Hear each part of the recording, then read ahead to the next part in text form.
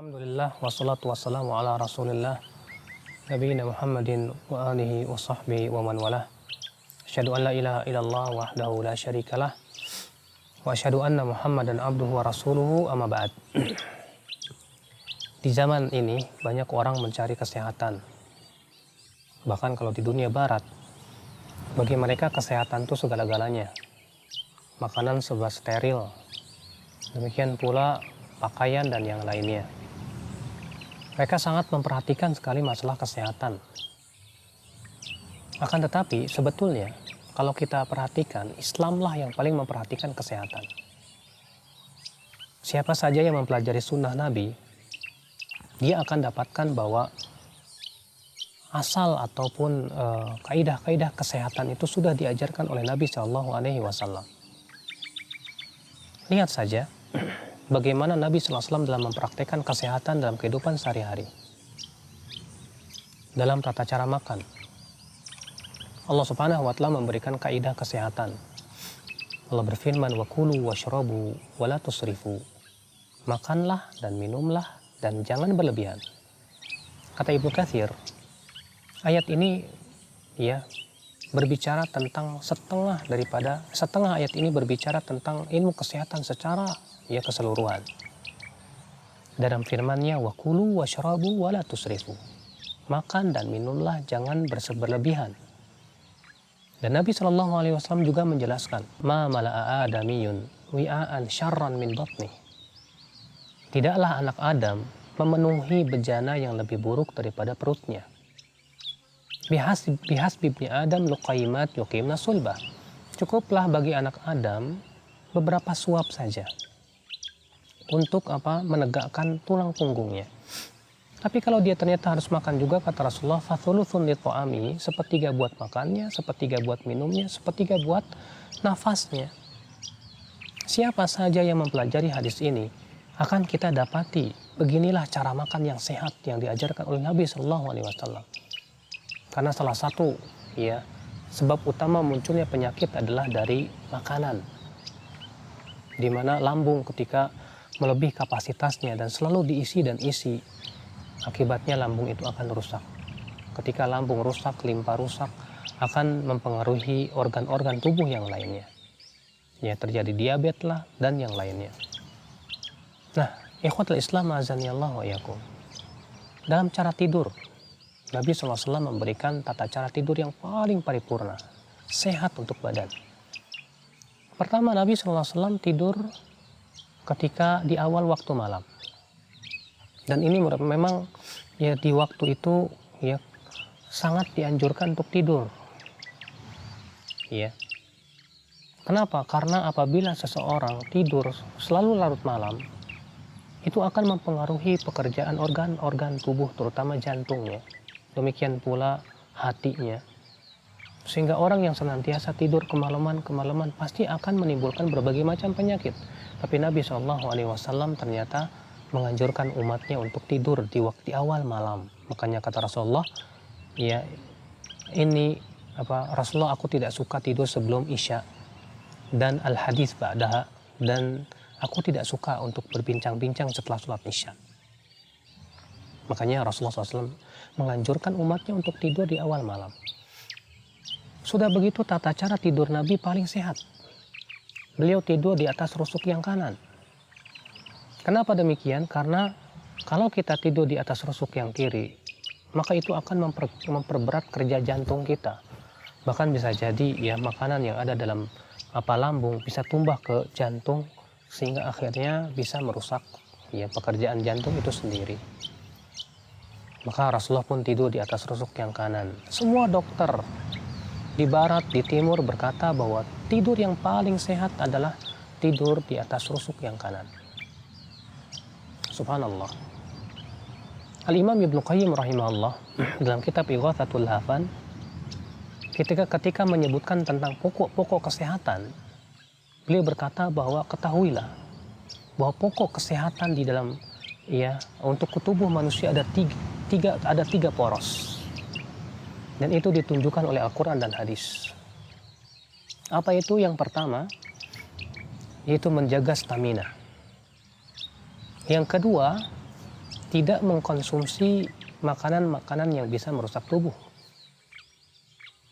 Yang ketiga, berusaha untuk mengeluarkan dari tubuh kita unsur-unsur yang bisa merusak.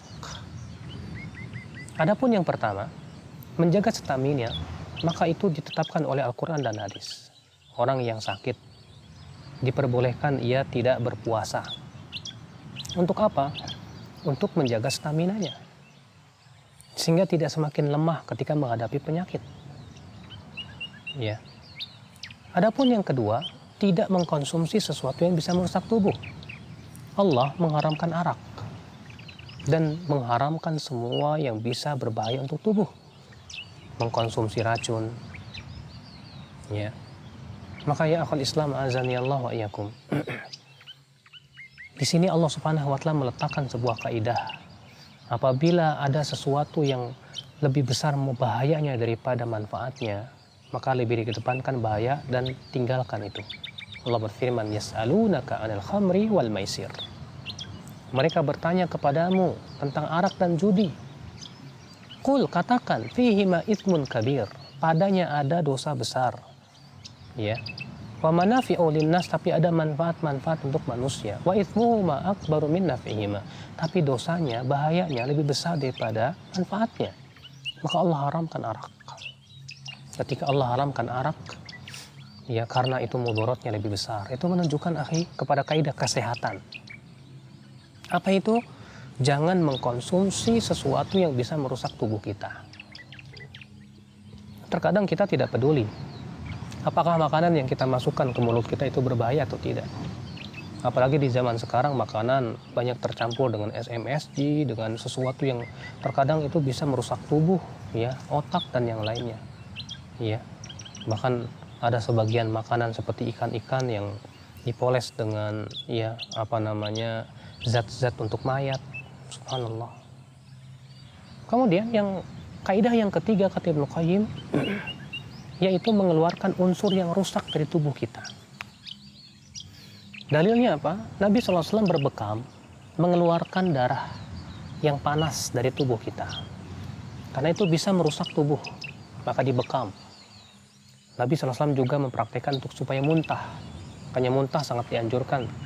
Ya, sebagaimana dikatakan oleh para tabib, muntah sebulan 2 kali itu sangat menjaga kesehatan. Ya, menghindari penyakit kusta dan yang lainnya. Muntah mengeluarkan unsur yang rusak. Makanya disebutkan dalam hadis Jarir, anna Nabi SAW qa'a, bahwa Nabi SAW muntah. Fatawadda'a, kemudian setelah itu Rasulullah berwudu. Ya, mengeluarkan zat yang rusak dari tubuh kita. Subhanallah, ternyata kaidah kesehatan ini sudah diajarkan oleh Nabi kita, oleh sunnah Rasul Sallallahu Alaihi Wasallam. Cobalah kita ya akhul Islam, kita lihat bagaimana kehidupan Nabi SAW. Ya, dalam masalah hubungan badan, maka Nabi SAW mengajarkan kepada kita supaya tidak berlebihan, tapi juga tidak kurang. Karena berlebihan, koitus, ya, itu akan menyebabkan penyakit. Kurang pun juga akan menyebabkan penyakit. Demikian pula akhul Islam azani Allah wa iyyakum, penyakit-penyakit hati itu bisa berpengaruh kepada badan. Maka Rasulullah menyuruh kita bersabar, tawakal, jangan marah, jangan banyak tertawa. Itu semua karena bisa merusak anggota tubuh kita, ya, organ tubuh kita. Kata Rasulullah, iyyakum wa kasratal dhahik, jauhi oleh kamu banyak tertawa, karena itu bisa mematikan hati. Ternyata benar, orang yang banyak tertawa bisa mengeraskan jantungnya, sehingga berakibat akan merusak. Ya, kebanyakan marah itu akan bisa merusak organ hati. Demikian pula kebanyakan bersedih akan bisa merusak organ limpa. Maka Islam datang untuk apa? Ketika kesedihan kita serahkan kepada Allah, sehingga kita tidak terlalu bersedih. Kita tawakal kepada Allah sehingga kita tidak stres dalam hidup kita. Ya, disuruh kita berzikir supaya hati kita tenang. Semua itu ya akhi menjaga keseimbangan tubuh. Tapi tentu ingat, tujuan itu semua yang paling utama adalah kehidupan akhirat, bukan kehidupan dunia. Maka dari itu ya akhi azani Allah wa iyyakum, sunnah Nabi memang sehat. Siapa saja yang mempelajari sunnah Nabi, pasti insya Allah dia akan sehat. maka hidupkanlah sunnah Nabi, pelajarilah sunnah Nabimu. Selain itu bermanfaat untuk duniamu, yang paling utama adalah kehidupan akhirat ya kita semuanya. Subhanakallah bihamdika asyhadu an la ilaha illa ant astaghfiruka wa atubu ilaik. Wassalamualaikum warahmatullahi wabarakatuh.